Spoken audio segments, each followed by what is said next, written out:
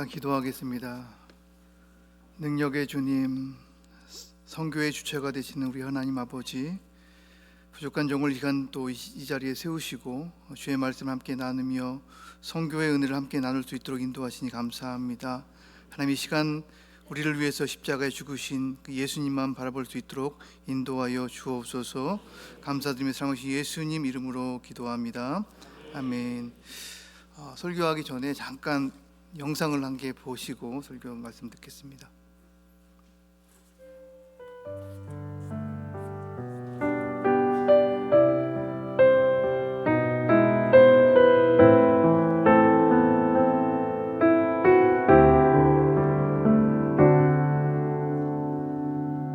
지금 서 있는 이곳에서 높임을 받으소서. 내가 밟는 땅 주님의 땅이니 하늘이 주의 이름 높이 올리며 넓은 바다가 주를 노래해. 모든 만물 주를 경배해. 모든 입술 주를 찬양해. 천지를 만드신 만물의 통치자 높임을 받으소서. 내 평생에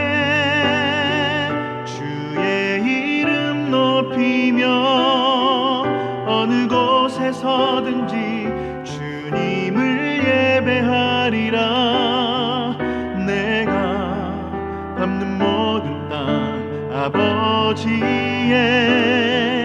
영광이 선포돼야 하리.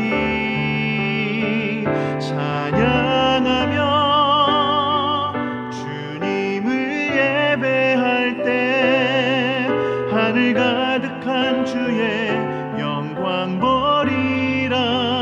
나를 통하여 나의 입술을 인하여 주의 이름 높임을 받으소서.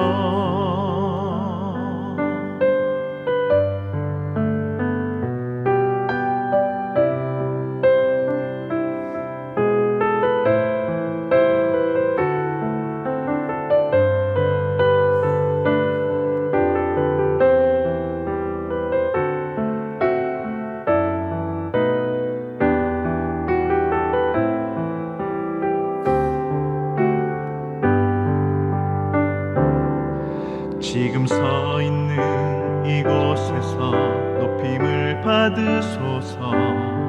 내가 밟는 땅 주님의 땅이니 하늘이 주의 이름 높이 올리며 넓은 바다가 주를 노래해.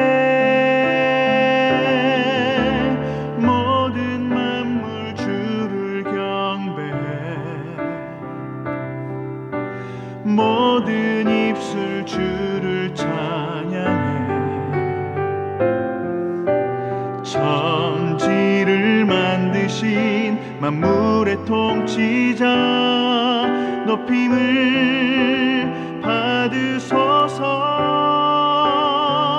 내 평생에 주의 이름 높이며 어느 곳에서든지 주님을 예배하리라.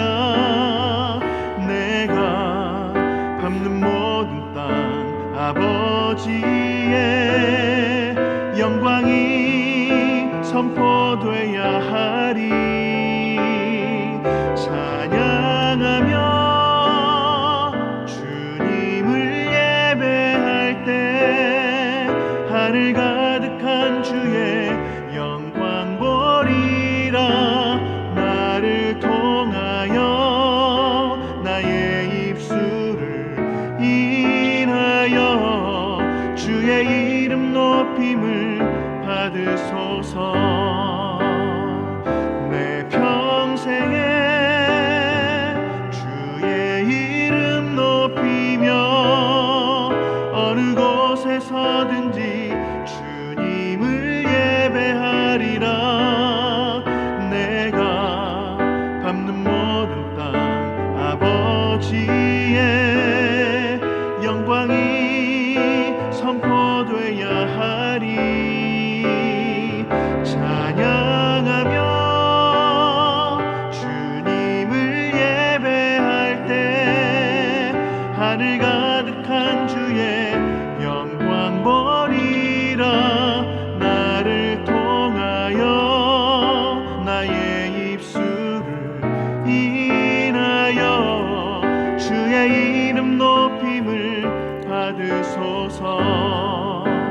나를 통하여 나의 입술을 인하여 주의 이름 높임을 받으소서. 할렐루야. 많은 기도와 또 후원 덕분에 이렇게 하나님 은혜 가운데 잘 선교를 잘 감당하고 있습니다. 제가 선교지로 떠난 지 이제 13년째입니다. 13년째인데 아직은 이제 이번에 원래는 그 GMS 교단 GMS 선교 훈련 때문에 나왔거든요. 그래서 특별히 이렇게 교회 방문해서 이 말씀을 전할 거라고 생각을 못하고 오늘 목사님께 인사드리러 왔는데 목사님과 이렇게 귀한 자리에서 함께 은혜를 나눌 수 있도록 허락해 주셔서 너무 감사드립니다. 굉장히 그 선교지에 있으면서 이제 13년째 사역하고 있는데 지금까지는 이제 합동 소속 목사지만 GMS 소속이 아니었어요. 그래서 여러 가지 어려움이 있었는데 그러니까 선교지로 떠날 때 아무 준비도 없이 또 후원 모금도 없이 선교지로 갔는데 이참에 이제 목사님께서 또 허락해 주시고 또 도와주시고 배려해 주셔서 지금에서야 이렇게 선교 훈련을 받고 있는 것이 너무 감사하고 하나님께 너무 감사하더라고요. 왜냐하면 선교 훈련 받으러 갔는데 왜 지금에서 왔냐고 누가 물어보더라고요. 나는 지금에서라도 받을 수 있으니 이게 너무 감사하더라고요. 그래서 선교 훈련을 받으면서 하나님께서 선교에 대한 것을 다시 한번 깨닫게 하시고 또 선교를 어떻게 하는지 하나님이 원하시는 선교가 무엇인지 좀 알아가는 그 시간, 이 시간들이 너무 은혜가 되고 도전이 되고 있습니다. 지난번에 작년에 제가 왔을 때 여러 가지 이제 어려움들이 있었습니다. 어려움들이 있어서 목사님께 말씀을 드리고 또 도움을 요청했는데 감사하게도 이제 그 모든 어려움들이 다 해결되고 안전하게 교회에서 안전하게 예비할 수 있어서 너무 감사합니다. 귀한 우리 성도님들 기도해 주시고 또 후원해 주셔서 너무 지금은 너무 안전하게 감사하면서 지금 사역하고 있습니다. 특별히 이제 제 청소년부 아이들이 지금 많이 성장해서 이번에 5명 정도가 대학교를 들어갔습니다. 흑인 아이들이 대학교 들어가기 굉장히 어렵거든요. 어려운데 하나님께서 굉장히 공부를 잘하는 아이들을 붙여주셔가지고 걔네들 지금 신실하게 이제 교회 일꾼이 되고 교회 저와 함께 동역하는 아이들로 많이 성장했습니다. 그 아이들이 지금은 대학 들어가고 또 믿음 안에서 아름답게 자라가고 있습니다. 그 아이들이 더 신실한 주님의 일꾼이 될 수 있도록 계속 기도 부탁드립니다. 좀 전에 그 우물 파는 것에 대해서 영상을 봤는데 잠깐 PPT 한번 띄워주세요. 설명을 좀 드리겠습니다.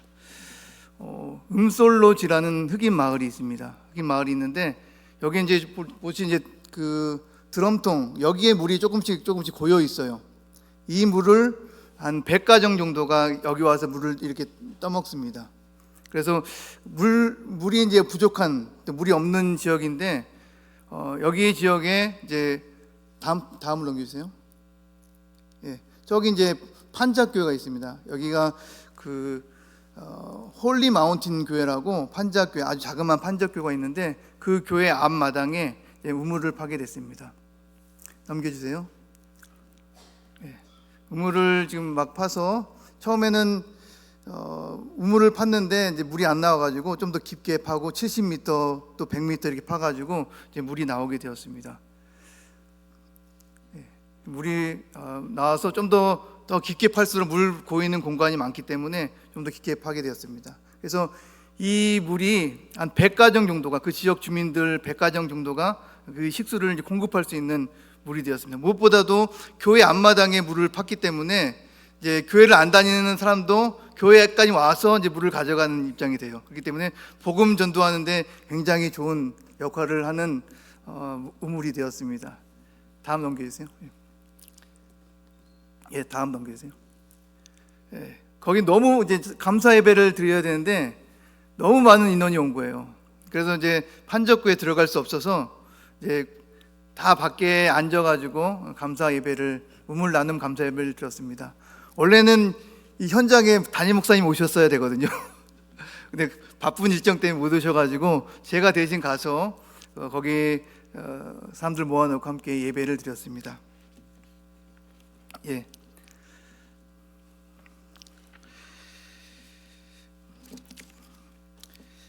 제가 13년 전에 여기서 이제 사임하고 이제 선교지를 떠날 때 아버지가 이제 계셨어요. 아버지가 남아공에 계셔가지고 아버지가 이제 계시니까 아무 준비 없이, 아무 생각 없이 간 거예요.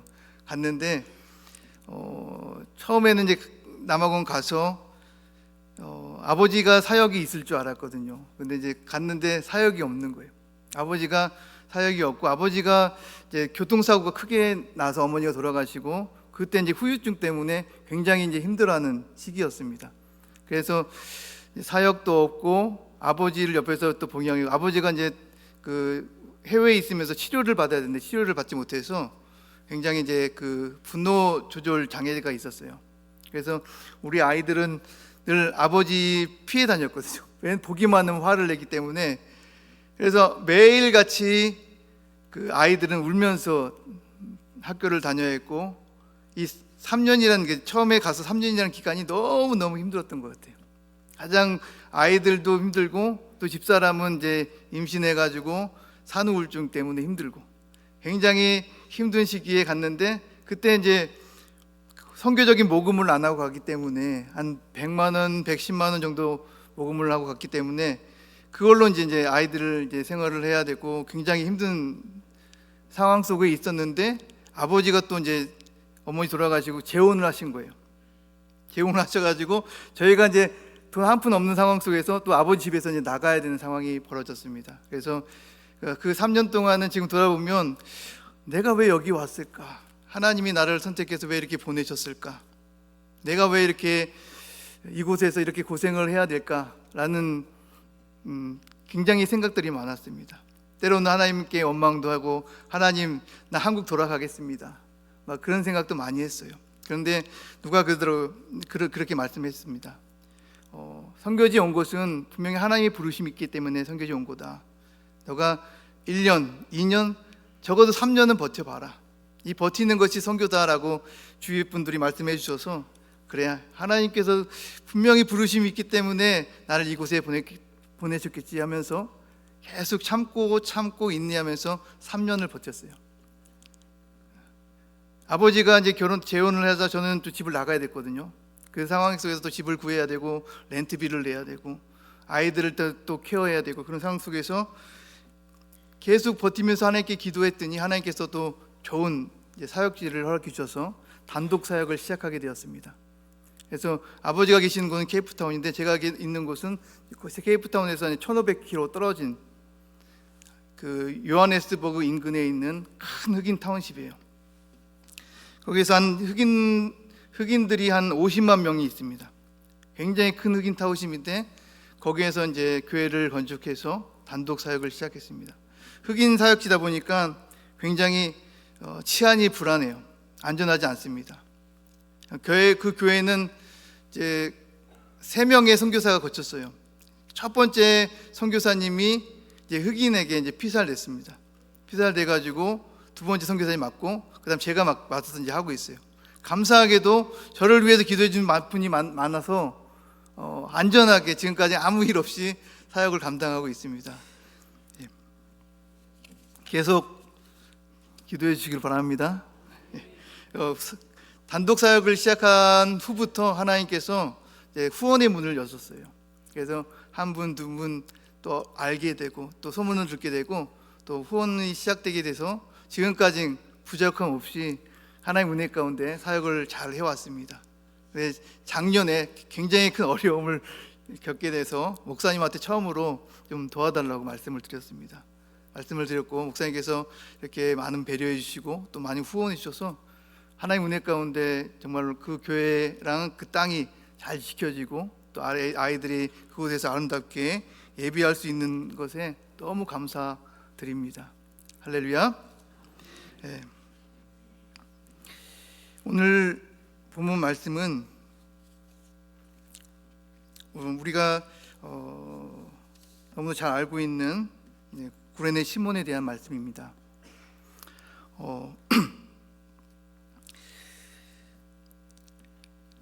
구레네 시몬은 성경에 보면 아주 짧게 등장합니다. 그런데 너무도 짧은 등장이지만 너무도 우리에게 임팩트를 주는 내용이 기록되어 있어요. 왜냐하면 유일하게 예수님이 지고 간 십자가를 대신 짊어진 사람이었습니다. 그가 원해서 짊어진 건 아닙니다. 시골에서 오다가 병사들이 그를 붙잡아 가지고 억지로 십자가를 짊어지게 합니다. 어떻게 보면 굉장히 불편했고 어떻게 보면 굉장히 치욕스러웠을 수 있습니다. 왜냐하면 십자가를 진다는 것은 어떻게 보면 사람들에게는 굉장히 치욕스러운 일일 수 있기 때문입니다. 그런데 마가복음에는 억지로 그 십자가를 지었다라고 말을 표현하고 있습니다. 다시 말하면 그가 원해서 한 것이 아니라 붙잡혀서 억지로 십자가를 지었다는 거예요. 우리가 때로는 억울한 일을 당합니다. 굉장히 답답한 일들을 많이 당할 수도 있습니다. 그러나 하나님의 큰 계획 안에서 저는 오늘 말씀을 보면서 구레네 시몬이 꼭 나와 같다라는 생각을 했습니다. 저도 내가 원해서 하는 것이 아니라 내가 자원해서 하는 것이 아니라 하나님이 강권적인 어떤 인도하심 때문에 하나님이 내가 하지 않아도 하나님이 끌어가지고 그곳에 세우는, 그래서 그 일을 하게 하는 그 하나님을 경험하게 됩니다. 구레네 시몬은 어떻게 보면 억지로 십자가를 졌지만 가장 예수님 가까이에서 예수님을 따라갔던 사람입니다.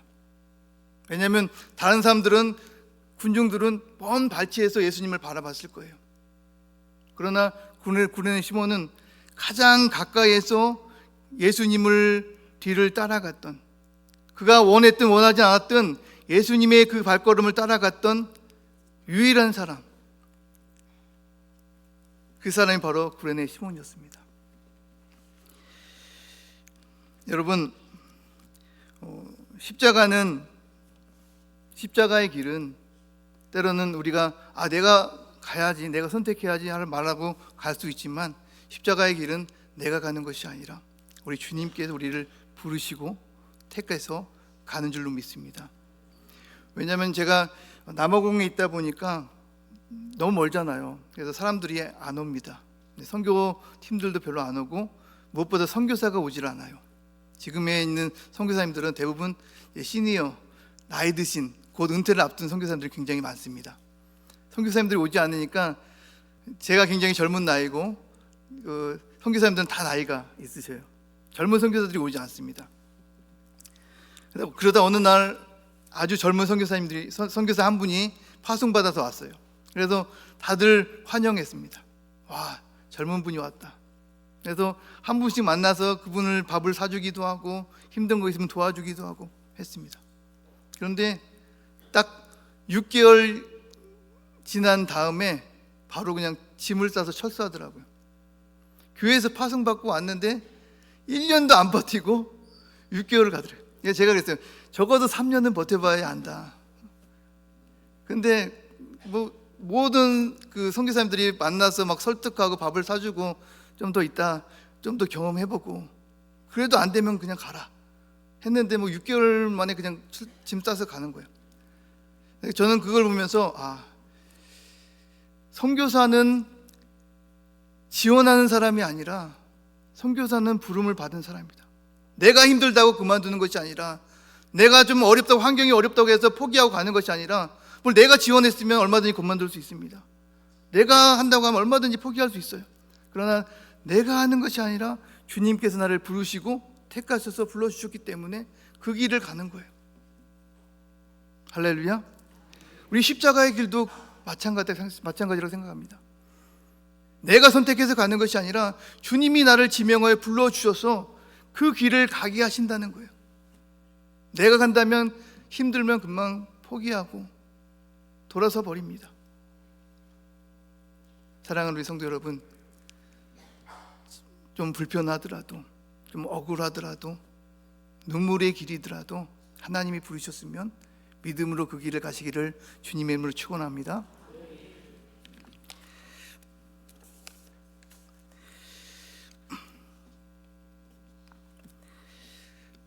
십자가를 지는 것은 예수님을 가까이 따르는 길입니다. 우리 본문 말씀을 다시 한번 보겠습니다. 본문 말씀 누가복음 23장 26절 말씀 우리 함께 다시 한번 읽겠습니다.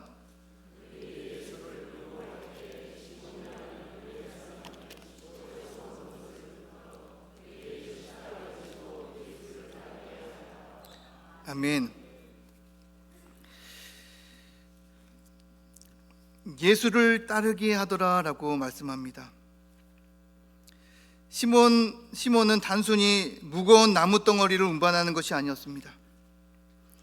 그는 예수님의 뒤를 따라갔습니다. 십자가를 지는 일은 예수님과 같은 방향을 가는 거예요. 예수님 가신 길을 따라가는 거예요.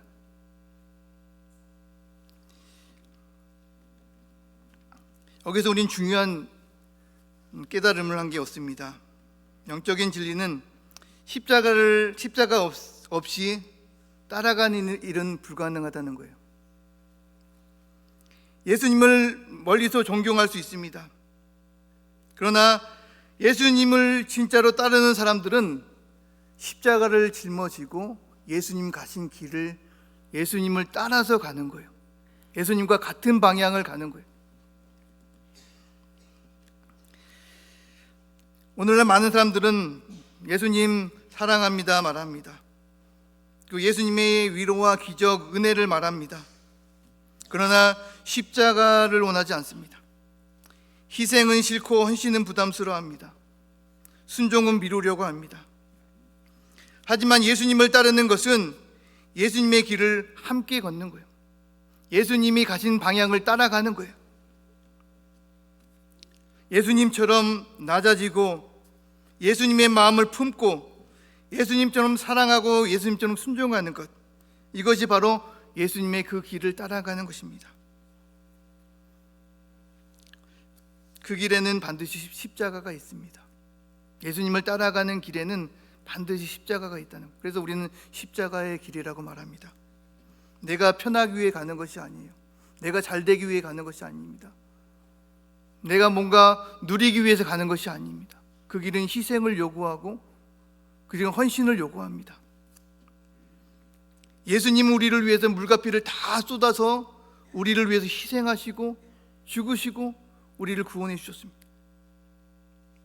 여러분, 예수님은 이렇게까지 우리를 사랑해 주시고 우리에게 이렇게 모든 것을 주셨는데, 그런데 우리가 십자가의 길을 가지 않으면 어떤 의미가 있습니까? 예수님 그 가신 길을 주님 나도 가겠습니다. 주님, 나를 위해서 불과 피를 다 쏟으신 그 예수님, 그 십자가의 길, 비록 무겁고 불편하고 손해보고 억울한 일을 당하는 그 길지라도 내가 그 길을 가겠습니다. 선교지에 있다 보면 너무도 억울한 일을 많이 당합니다. 제가 이제 4월 16일 날 돌아가는 티켓인데요. 지금 중동 전쟁 때문에 비행기가 운항을 중단해 버렸습니다. 비행기 운행을 안 해요. 그래서 지금 이제 돌아가는 길이 이제 막막해졌습니다. 전쟁이 빨리 끝나면 그게 오픈되는데 전쟁이 아직 끝날 기미를 보이지 않아서 돌아가야 되는데 이제 어떻게 돌아갈지 기도 중에 있습니다. 지금은 이제 제가 키운 제자가 지금 이제 제 사역제를 매주일마다 또 감당하고 있는데 그 친구도 빨리 와서 좀 내가 해주기를 원하고 있어요. 부담되니까. 그래서 하나님 기도하는 가운데 이제 훈련 마치고 이제 돌아가야 되는데 하나님께서 이제 빨리 길을 열어 주시기를 위해서 기도해 주시기 바랍니다. 근데 이제 만약에 못 간다면 그 비행기 티켓을 다 캔슬해야 돼요. 환불도 받기가 어렵습니다. 싼 걸로 왔기 때문에 외국 여행사로 왔기 때문에 환불을 받기가 어려워요. 굉장히 어떻게 보면 이제 손해 나잖아요. 그렇지만 저는 아무리 손해 나더라도 빨리 가서 아이들을 만나서 아이들과 함께 사역을 진행하고 싶고 또 아이들도 계속 연락이 와요. 아빠 언제 오냐고 계속 연락이 옵니다. 그래서 아이들을 위해서라면 빨리 가고 싶은데 빨리 하나님께서 길을 열어주시기를 위해서 기도해 주시기 바랍니다. 마지막으로는 주님의 십자가를 만난 사람은 이전과 같이 살 수가 없습니다. 우리가 예수님을 만나면 주님을 만나면 이전 삶으로 돌아갈 수가 결코 없습니다. 왜냐하면 오늘 본문에 구레네 시몬을 보면 마가복음에 이렇게 기록하고 있습니다. 시몬을 알렉산더와 루포의 아버지라 소개합니다. 알렉산더와 루포의 아버지. 다시 말하면 마가가 시몬을 소개할 때 알렉산더, 루포 이 분들은 어떻게 보면 초대교회에 굉장히 주를 신실하게 믿었던, 교회를 신실하게 섬겼던 사람의 아버지라고 소개하는 거예요. 다시 말하면 시몬이 십자가를 지고 따랐습니다. 그가 원하든 원하지 않든 십자가를 지고 따랐어요. 예수님의 그 길을 따라갔습니다. 그러자 그뿐만 아니라 그의 가정, 그의 자녀들까지도 믿음의 복을 누리게 되었다는 거예요. 사랑하는 성도 여러분, 우리가 묵묵히 십자가의 길을 가다 보면 나만 잘 되고 끝나는 것이 아니에요.